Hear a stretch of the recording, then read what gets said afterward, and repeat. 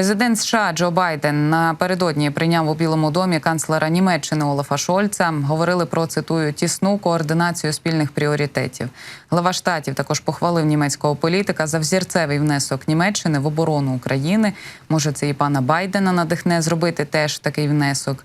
Обоє політиків, тим не менш, підтвердили свою рішучу підтримку Україні в боротьбі проти Росії. Слава Богу, може, допре до американських республіканців, які ніяк не можуть ухвалити пакет допомоги нашій країні.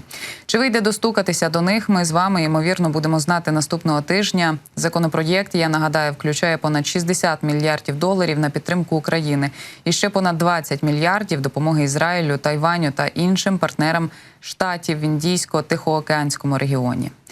У п'ятницю ввечері Сенат США таки проголосував за розгляд пакету фінансування для України, Ізраїлю та інших пріоритетних питань нацбезпеки на суму понад 95 мільярдів доларів. Тепер його передадуть до Верхньої палати.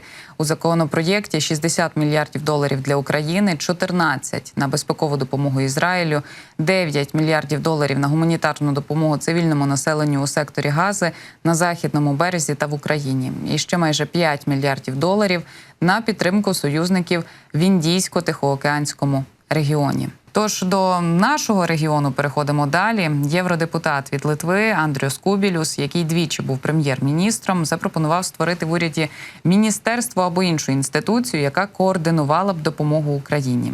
Політик нагадав, що у 2014 році Європейська комісія вже створила свій так званий департамент України, український відділ Генерального директорату Єврокомісії з питань сусідства та розширення.